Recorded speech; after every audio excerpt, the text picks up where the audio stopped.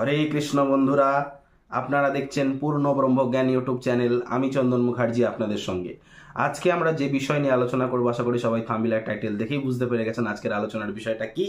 হ্যাঁ বন্ধুরা, ঠিকই দেখেছেন আপনারা। আজকের আলোচনার বিষয়টা হলো মেষ লগ্নের ক্ষেত্রে বৃহস্পতি কখন হয়ে যায় মারক।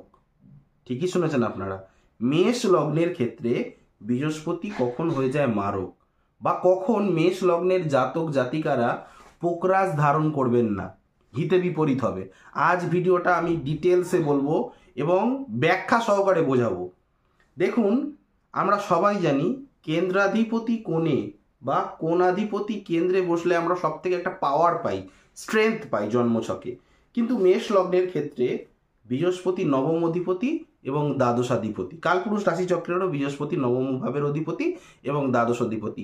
সে কোথায় বসছে? মেষ লগ্নের দশম স্থান, অর্থাৎ মকর রাশির ঘরে। আর আমরা সবাই জানি, প্রত্যেকেই জানি, মকর রাশির ঘরে বৃহস্পতি নিচস্থ হয়। কেন? দেখুন, মকর রাশির ঘরে বৃহস্পতি নিচস্থ হয় কর্মের ঘরে এসে। ভাগ্যাধিপতি নিচস্থ হওয়ার কারণ কি?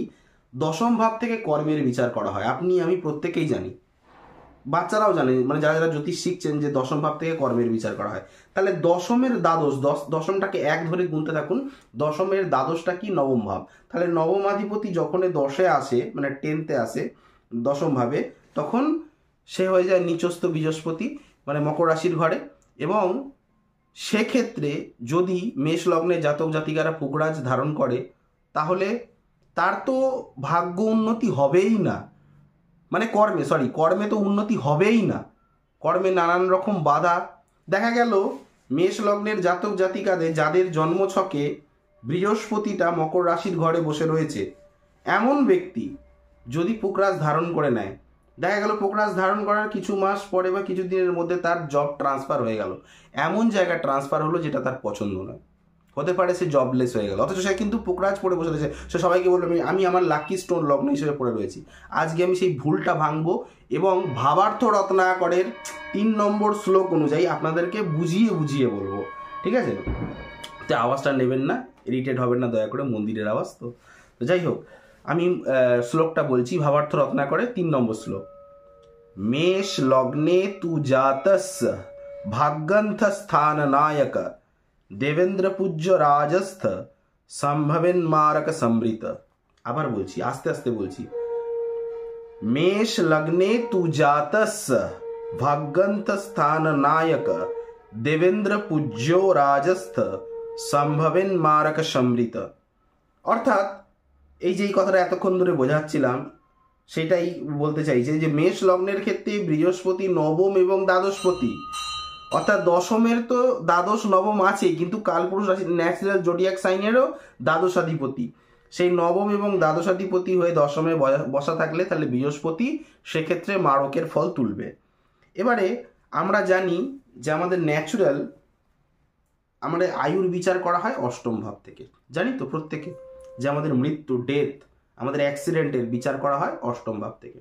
তাহলে মৃত্যু, অ্যাক্সিডেন্ট, ডেথের বিচার যদি অষ্টম ভাব থেকে করা হয়, তাহলে অষ্টমের অষ্টম কত? কখনো গুনেছেন? আমি আপনাদের সামনে গুনে দেখাবো। দেখুন, অষ্টম, নবম, দশম, একাদশ, দ্বাদশ, 1, 2, 3। দেখুন, অষ্টমের অষ্টম মানে কি? তৃতীয় ভাব।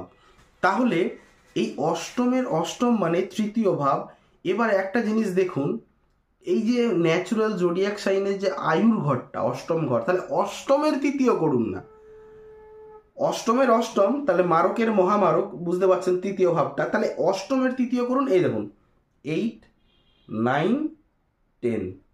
তাহলে দশম ভাবটা মারক হলো কি না? হলো না। তাহলে বৃহস্পতি ওই দশমে যখনই মেষ লগ্নের বসে গেল, সেই জাতক জাতিকাদের পুকরাজ ধারণ করা উচিত নয়। আশা করি আমি বোঝাতে পারছি। এবারে একটা উদাহরণ আপনাদেরকে দিয়ে বোঝাচ্ছি যে কোন ধরনের জাতক জাতিকারা ধারণ করতে পারেন না, কোন ধরনের জাতক জাতিকারা ধারণ করতে পারেন। বোঝাচ্ছি একটা উদাহরণ দিয়ে আপনাদের সুবিধার্থে, আপনাদের বুঝতে অনেক সুবিধা হবে। আমি এই ভিডিওর স্ক্রিনশট দিয়ে দেবো ডিসপ্লেতে, আপনারা একটু লক্ষ্য করে নেবেন। এক ব্যক্তির জন্ম 9 মার্চ 1973, সকাল 9:30 পুনে। তো আপনারা যখন এটা ক্লিক করবেন, তখন দেখতে পাবেন এই জাতকের মেষ লগ্ন মেষ রাশি, দ্বিতীয় অর্থাৎ মেষ লগ্নের সেকেন্ড স্থান বৃষ রাশির ঘরে কিন্তু শনি বসে রয়েছে এবং বৃহস্পতি বসে রয়েছে কোথায়?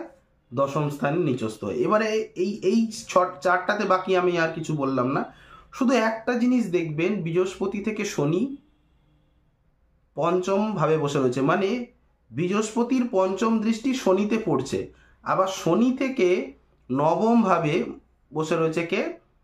বৃহস্পতি। মানে শনি আর বৃহস্পতির একটা খুব স্ট্রংলি সম্পর্ক হয়ে রয়েছে। এহেন ক্ষেত্রে এই ব্যক্তি যদি পুকরাজ ধারণ করে তাহলে তার কি কর্মে কখনো উন্নতি হবে? তার পেছনে যারা কাজ করবে অফিসে সবাই হুড়ুর করে উন্নতি করে যাবে, সে উন্নতি করতে পারবে না। কেন? বুঝুন ব্যাপারটা। এক তো মকর রাশির ঘরে বৃহস্পতি নিচস্থ হয়ে বসে রয়েছে, আবার বৃহস্পতি হাউসটাকে তো ড্যামেজ করলোই। মকর রাশির ঘরটায় সে উন্নতি করতে দেবে না, বৃহস্পতি ড্যামেজ তো করলোই। মকর রাশির অধিপতি শনিকেও কিন্তু সে ড্যামেজ করলো পঞ্চম দৃষ্টি দিয়ে। এখানে কিন্তু নৈসর্গিক শুভর কথা একদম বলছি না, কিন্তু এখানে বৃহস্পতি আর শনির তো জমে না, বৃহস্পতি শনির তো সম্পর্ক ভালো নয়। বৃহস্পতি পঞ্চম দৃষ্টি দিল শনির ওপর, তাহলে কি করলো? হাউসটা ড্যামেজ করলো, কর্মক্ষেত্রটা, কর্মাধিপতিকে ড্যামেজ করলো বৃহস্পতি। এখন এই ব্যক্তি আমাকে বলছে, আমি যদি দাদা পুকরাজ পড়ি আমার কি শ্যুট করবে? আমি বললাম একদম না, আপনি পুকরাজ পড়বেনই না, আপনি পুকরাজ পড়বেনই না। এবারে এই হেন ক্ষেত্রে এবার যদি দেখা যায়, ব্যাপারটা বুঝবেন, এই চারটার নয় একটা ব্যাপার বুঝুন, আমি বোঝাবার চেষ্টা করছি। যদি এই ব্যক্তির জন্মছকে শনিটা কর্কট রাশির ঘরে হতো, আমরা জানি যে শনি জল রাশির ঘরে ভালো ফল দেয় না। আমরা জানি শনি জল মানে কি বলবো, জল তত্ত্বের রাশিগুলোতে বা চন্দ্রের নক্ষত্রগুলোতে ভালো ফল দেয় না, কিন্তু শনি যদি কর্কট রাশিতে বসা থাকতো এই ব্যক্তির জন্মছকে, তাহলে শনির ন্যাচুরাল সপ্তম দৃষ্টি কোথায় পড়তো? নিজ রাশি মকর রাশির ক্ষেত্রে। সেক্ষেত্রে কিন্তু আমরা এর প্রতিকার অর্থাৎ শনিদেবের প্রতিকার করতে হতো। সেক্ষেত্রে আমরা শনিদেবকে প্রতিকার করার জন্য শনির রত্নগুণটা চয়েস করতে পারতাম নীলা, এবং বৃহস্পতিকে প্রতিকার দিয়ে দিতাম পীতাম্বরী, তাহলে হয়ে গেল পীতাম্বরী নীলা। বুঝতে পারলাম? শনি যদি এই ব্যক্তির কর্কট রাশির ঘরে থাকতো, অর্থাৎ বৃহস্পতি শনি মুখোমুখি সপ্তমে সমসপ্তমে থাকতো, সেক্ষেত্রে বৃহস্পতির প্রতিকার কিন্তু পোকরাজ দিলাম না, পীতাম্বরী নীলা দিলাম। কেন? নীলামটা হচ্ছে মানে শনিরকে একটু পাওয়ার বাড়াতে পারি, কেন শনি হচ্ছে মেষ লগ্নের ক্ষেত্রে দশম অধিপতি এবং একাদশ অধিপতি। কিন্তু ডাইরেক্ট যদি নীলা দিয়ে দিই, ডাইরেক্ট নীলা মানে একদম ব্লু নীলা দিয়ে দিলাম, তাহলে কিন্তু 100% সাইড এফেক্ট হবে। কারণ মেষ লগ্নের, ভালো করে বুঝবেন, মেষ লগ্নের মানে অধিপতিকে মঙ্গলের সঙ্গে শনির সম্পর্ক ভালো নয়, আমরা সবাই জানি, যারা বাচ্চারাও জানে মঙ্গলের সঙ্গে শনির সম্পর্ক। তাহলে কি করে আমি নীলা দিলাম? নীলাটা দিলাম, কিন্তু কালারটা কি নীলা হলো? কালারটা কি হলো? কালারটা হলো পীতাম্বরী নীলা, মানে হলুদ কালারের। বৃহস্পতিটা ওপরে থাকলো, ঠিক আছে, বৃহস্পতির একটু প্রতিকার হয়ে গেল, নীলাটাও দিলাম। নাহলে কি সিধা সিম্পল আমরা দেখি আর একটা ওয়ে আছে, সেটা কি হয়, এই জন্মছকটা তাহলে আপনাদের পুরোটা দেখতে হবে, শুধুমাত্র এই স্টোনটা দেখলে হবে না, আরও এর প্রতিকার রয়েছে, পুরোটা দেখতে হবে। ধরে নিন এই জন্মছকে শুক্রটা কম্বাস্ট রয়েছে, ঠিক আছে, শুক্রটা কম্বাস্ট রয়েছে, এবং বৃহস্পতিটা আমরা পোকরাজ দিতে পারি, ঠিক আছে, হোয়াইট পোকরাজ দেওয়া যায়, ইয়েলো পোকরাজ নয়, হোয়াইট পোকরাজ, শুক্রটাকে স্ট্রং করা যায়, এবং সেই সঙ্গে সঙ্গে বৃহস্পতিটাও রত্নগুণ পেল। মোটামুটি এই ব্যক্তিকে মোটামুটি ইয়েলো পোকরাজ দেওয়া যাবে না। বুঝতে পারলাম? এই ব্যক্তি ইয়েলো পোকরাজ পড়লে জীবনে উন্নতি করতে পারবে না। হোয়াইট পোকরাজ পড়লে কিন্তু শুক্রের প্রতিকার হয়, সঙ্গে সঙ্গে বৃহস্পতি রত্নগুণটা পেল। কিন্তু আমি অ্যাজ এ জ্যোতিষ অ্যাস্ট্রোলজার আমি একে হোয়াইট পোকরাজ বলিনি।